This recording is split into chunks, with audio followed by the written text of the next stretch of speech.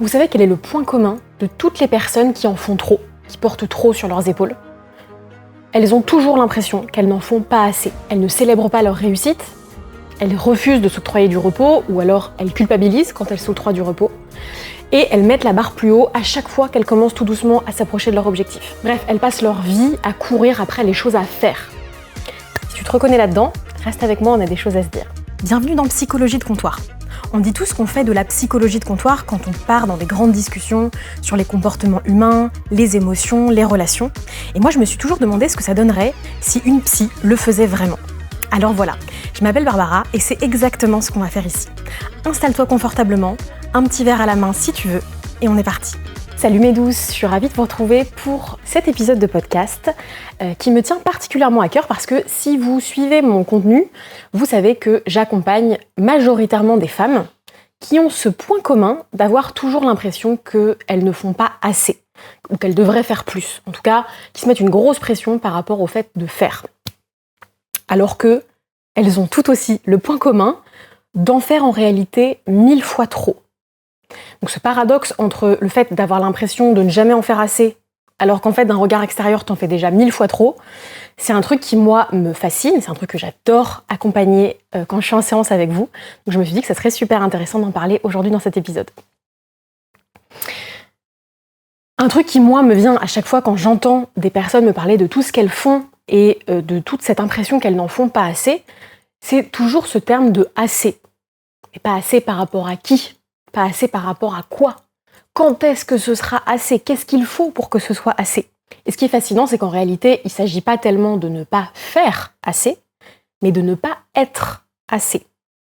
C'est quelque chose que j'observe vraiment quand je suis en séance avec vous, et même aussi quand je me questionne moi-même, puisque je suis, comme tous les thérapeutes, les sujets que j'aime accompagner sont aussi des sujets généralement qui me touchent. Petite info sur les psys, je ne sais pas si vous saviez ça. Ça pourrait carrément être l'objet d'un épisode à part entière. Mais oui, le problème n'est pas tellement d'avoir peur de ne pas faire assez, mais peur de ne pas être assez.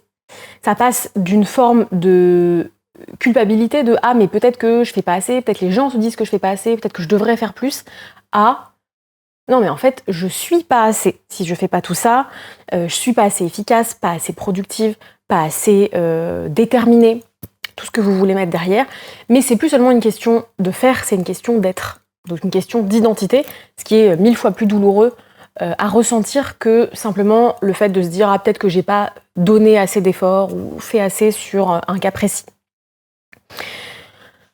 Et ça, c'est quelque chose qui se crée très souvent très jeune, quand on apprend de manière consciente ou inconsciente, donc ça peut être des choses qu'on a vues, nos parents ou nos figures d'autorité faire, ou qu'on nous a dit carrément en tant qu'enfant, en fait, on a appris que l'amour, le respect, la sécurité, c'était quelque chose qui se méritait par la performance. Donc ça prend ses origines dans tout ce qui est attachement, dynamique familiale, etc. Et c'est en gros tout ce que tu as vu ou vécu qui t'a permis de comprendre que pour mériter d'être aimé ou pour éviter d'être abandonné, rejeté, il fallait faire certaines choses étaient requises pour obtenir cet amour, ce respect, etc. Ça, je suis sûre que ça parlera notamment à toutes les personnes qui, adolescentes, peut-être même encore à l'âge adulte, mais c'est un truc qui je sais est très présent quand on est ado. Ce truc de t'es tranquille sur ton canapé et dès que t'entends la voiture de tes parents arriver dans l'allée, tu te mets à te lever et à commencer à faire des trucs dans la maison, comme si ta vie en dépendait. Alors ça peut être pour 1000 raisons, peut-être que tu te faisais engueuler à l'époque si tes parents voyaient que tu faisais rien, ou peut-être juste parce que en fait, c'est tellement valorisé de faire, d'être en train de passer à l'action, et c'est tellement pas du tout valorisé de se reposer juste et de glander, que c'est vu comme quelque chose de honteux. Donc je sais qu'il y a plein de gens qui se reconnaîtront dans ce truc-là. Le fait de se mettre à faire des trucs de manière un peu machinale juste parce que quelqu'un arrive et donc il faut surtout pas que cette personne voit que t'es en train de te reposer, comme si c'était la pire honte au monde.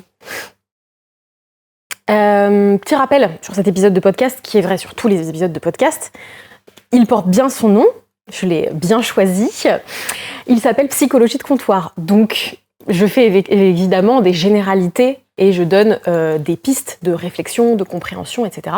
Si jamais tu as envie qu'on rentre dans ton cas précis et unique, de ton propre vécu, tes propres mécanismes, etc., n'hésite pas à prendre rendez-vous avec moi. Je serai ravie de te recevoir en séance. Tous les liens sont dans la description.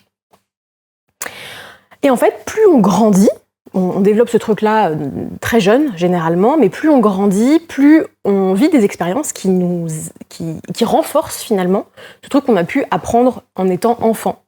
Donc ça peut donner une espèce d'apprentissage que on doit être dans l'hypervigilance tout le temps et être productif tout le temps. Parce que on a enregistré, mais à nouveau de manière inconsciente, que faire plus, c'était mieux se protéger. Et c'est assez lié à cette chose horrible, mais très répandue, qui est le syndrome de l'imposteur. Je pense que tu l'auras compris, parce qu'il y a cette croyance que si je fais beaucoup, je me protège du regard des autres, je me protège du jugement des autres, je me protège de l'échec aussi. Et si je fais beaucoup, je retarde le moment où les gens autour de moi vont se rendre compte qu'en fait, je suis une merde, je suis une fraude, je suis un ou une imposteur, justement. Donc, c'est là qu'on se rend compte qu'en fait, ce truc d'hyper-productivité, c'est pas cool, si on ne l'avait pas déjà compris, parce que ça part d'un endroit d'anxiété, de peur, de doute, d'angoisse, plutôt que d'un endroit où tu as envie de faire des choses et où tu es animé par l'envie de faire des trucs. Parce que ça arrive parfois que on passe une journée ultra productive à faire plein de trucs, à courir dans tous les sens, mais en fait quand on se couche le soir, on se dit « Ah putain, c'est trop cool, j'ai fait plein de choses que j'aimais ou que j'avais envie de faire ou qui étaient nécessaires que je fasse. » Pas forcément toujours des trucs que tu as envie de faire, mais en tout cas, tu es trop content de toi. Par rapport au moment où tu as effectivement fait plein de trucs de ta journée, mais quand tu te couches le soir, tu es en mode j'ai pas fait assez, tu repenses à toutes les choses que tu n'as pas faites plutôt qu'à toutes les choses que tu as faites. Ça, c'est aussi un mécanisme du cerveau, que de toujours retenir, et on en parlait d'ailleurs sur l'épisode sur la perfectionnisme, si je dis pas de bêtises, mais en gros, ton cerveau retiendra toujours mieux les choses que tu n'as pas encore terminées ou qui doivent être faites que les choses que tu as faites. Donc ça n'aide pas non plus dans ce genre de cas, même si que tu sois touché par ce truc d'avoir toujours l'impression que tu ne fais pas assez ou pas, tout le monde est concerné par ce truc, c'est vraiment un biais cognitif, c'est un mécanisme du cerveau qui touche tout le monde. Donc ce qui est sûr en tout cas, c'est que ce mécanisme, ce mode de fonctionnement qui fait que tu as toujours l'impression de ne pas faire assez et que donc tu fais toujours plus, encore et encore et encore, c'est alimenté par une peur à l'intérieur de toi. Ça peut être tout un tas de peurs différentes, mais ce qui est sûr, c'est que c'est moins effrayant, j'allais dire plus facile, c'est pas vrai, c'est pas plus facile, mais c'est moins effrayant de continuer de fonctionner comme ça, même si c'est douloureux et que c'est épuisant, que d'aller regarder la peur sous le tapis. Et parfois, on n'est pas prêt, pas prête à le faire non plus. Et c'est pas grave, ça veut pas dire qu'on échoue. Ne rentrons pas non plus dans un truc de productivité par rapport au fait de prendre soin de sa santé mentale. Par pitié, surtout pas. Mais c'est important de se dire, ok, là je sens qu'il y a une zone d'ombre, il y a un truc, ça me plaît pas de fonctionner comme ça, ou ça m'épuise de fonctionner comme ça, mais pour l'instant j'arrive pas à faire autrement et je crois que j'ai pas les ressources pour faire autrement. Fine, on passe à autre chose. Peut-être un jour, tu auras envie de regarder cette peur pour la détricoter et être un peu plus libre de ce truc-là. Peut-être pas, tout est ok, mais j'aime bien essayer de comprendre qu'est-ce qui se passe derrière pour avancer de manière plus consciente sur tous ces trucs-là. Et dans le corps, qu'est-ce qu'il se passe ? Parce qu'on a pas mal parlé de ce qui se passait dans la tête, et donc le fait que t'as toutes ces peurs qui s'orchestrent et qui du coup font que t'es tout le temps poussé à faire plus, mais qu'est-ce qui se passe dans ton corps ? Déjà, ton système nerveux, il reste en mode survie dans ces moments-là. Le mode survie, c'est un truc dont on a déjà parlé dans les autres épisodes, mais c'est le fait que ton système nerveux s'active comme si tu étais face à une menace. C'est un truc qui est très sain, qui est très utile. Je sais qu'on voit un peu partout, régule ton système nerveux, fais ceci pour ton système nerveux. C'est hyper normal que ton système nerveux, il se mette en mode alerte parfois. Ça nous a permis de survivre jusque-là, donc merci au système nerveux. Mais c'est quelque chose qui porte préjudice quand ton système nerveux reste toujours en mode alerte, il reste toujours en mode menace, réponse à une menace. C'est ce truc qui fait que si tu es dans cette situation que je décris depuis le début de cet épisode, tu peux ressentir tout le temps ce truc de... plutôt, tu ne ressens jamais ce « ouf, c'est fini ». Ouf, c'était un gros truc bien chiant à faire, mais j'ai terminé. Ouf, c'est derrière moi. Non, tu le ressens jamais, ce ouf, justement.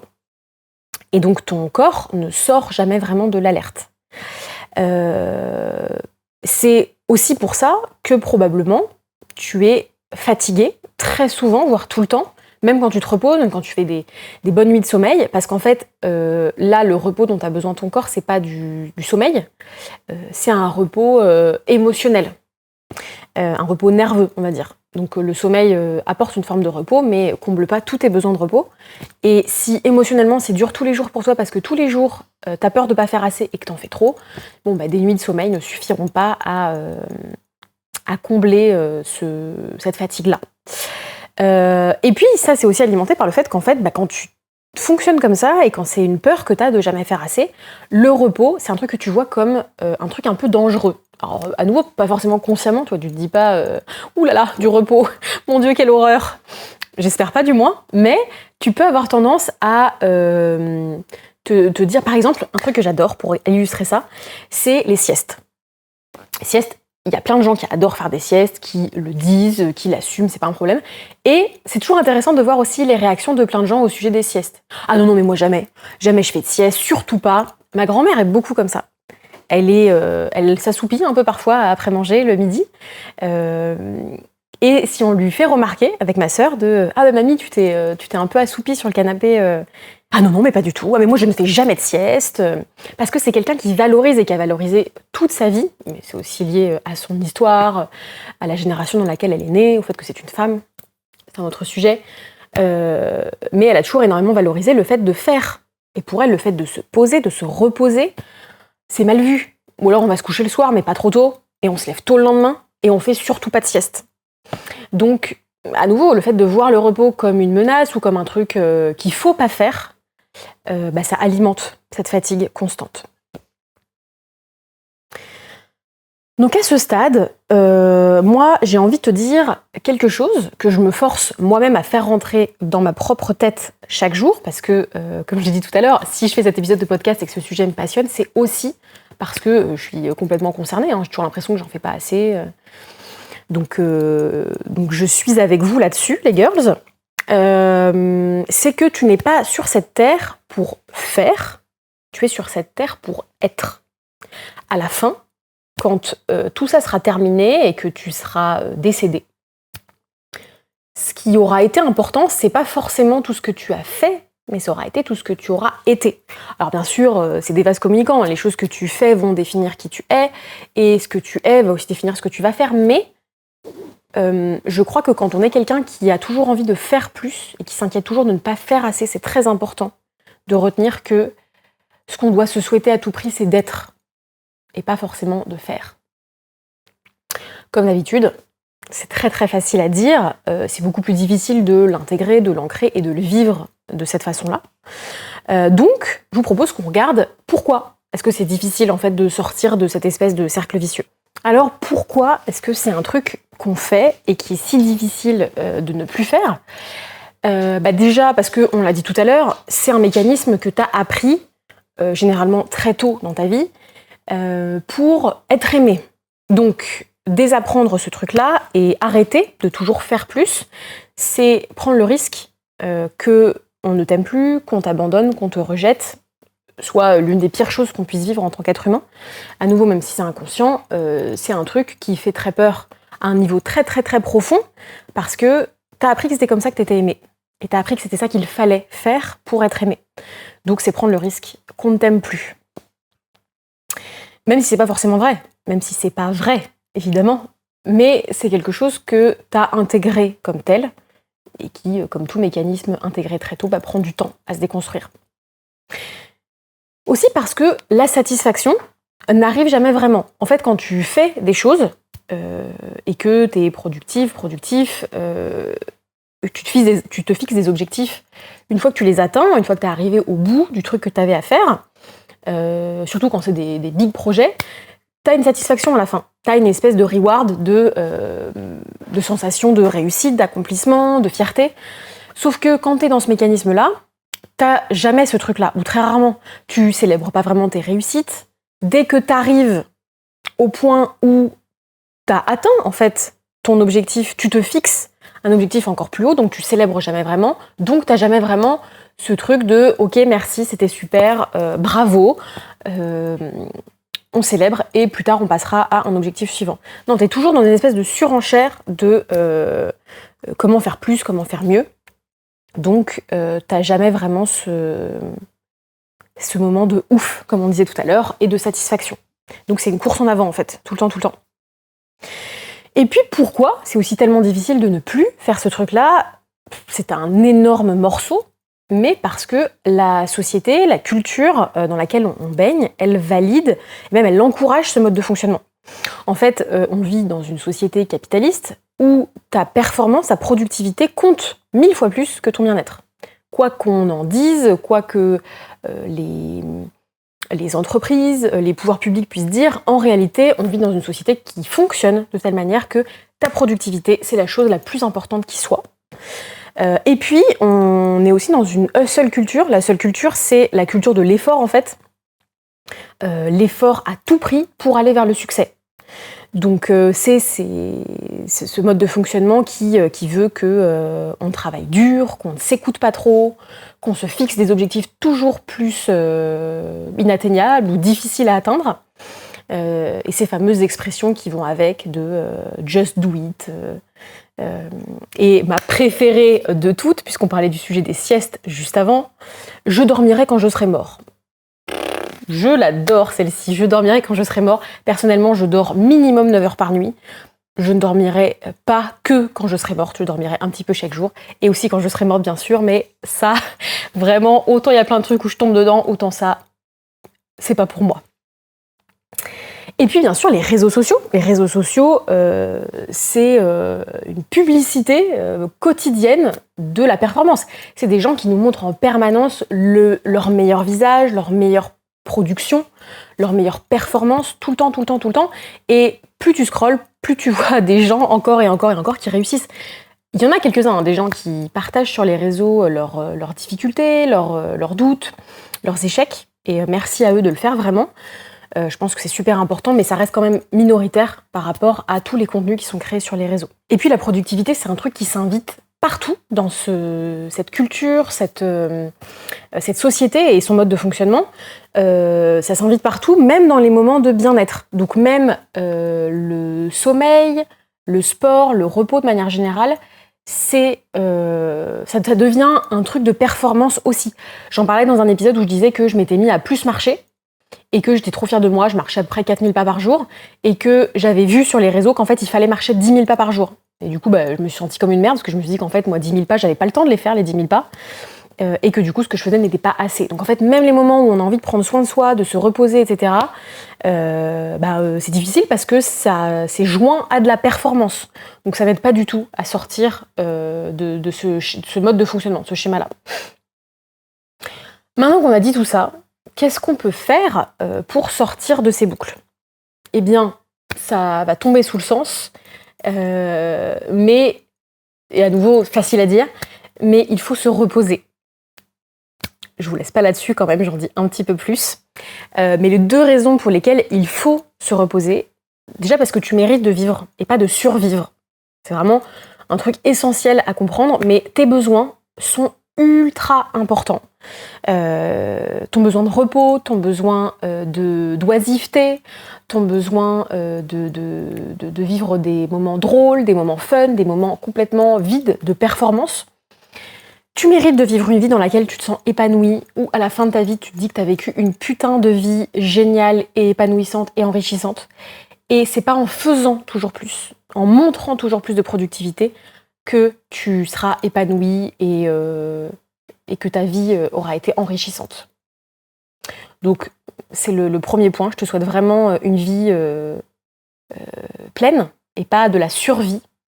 Et je sais que c'est facile à dire aussi et surtout quand on doit faire toujours plus parce que y a de l'anxiété financière, parce que on galère à payer ses factures, parce que on doit s'occuper d'une famille, enfin bref, il y a 1 million de raisons, ou parce qu'on est malade, enfin il y a 1 million de raisons qui font que ça peut être plus difficile, mais malgré tout, se trouver des moments dans la vie de plaisir sans contrainte, sans performance, c'est indispensable. Et ça peut ressembler à 1 million de choses différentes selon qui tu es, quelles sont tes contraintes, quelles sont tes responsabilités. Et puis la deuxième raison pour laquelle c'est important de se reposer, c'est parce que c'est un acte politique. J'étais ravie quand je suis tombée sur le travail de Trisha Hersey, Trisha Hersey, je ne sais pas si je le dis correctement, je mettrai de toute façon dans la petite description le petit lien, le nom de cette femme et de ses travaux. Donc c'est une poétesse et militante américaine qui a beaucoup écrit au sujet du repos et du fait que se reposer est un acte politique et militant. Et elle a écrit sur tout ça en théorisant 4 grands principes. Le premier, c'est que le repos est une forme de résistance parce qu'il perturbe le capitalisme. On le disait tout à l'heure, on vit dans une société qui nous encourage toujours à faire plus, à produire, à être productif. Donc faire moins, se reposer, c'est un putain d'acte de rébellion et de résistance.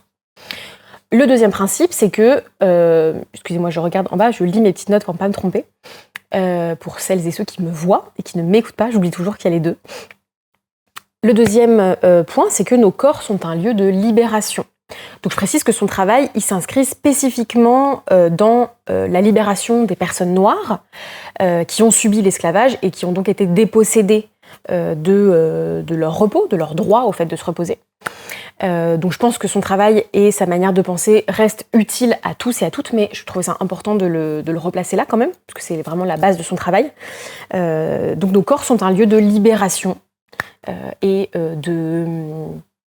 un endroit où tu peux vivre ce que toi tu as envie de vivre, puisque c'est ton corps et c'est que toi qui l'habites, et il n'y a que toi qui peux décider ce que tu choisis d'en faire. Troisième point, les siestes ouvrent un espace pour imaginer, inventer et guérir. J'ai trouvé ça génial, mais elle se nomme elle-même la nappe bishop, donc l'évêque de la sieste, entre guillemets.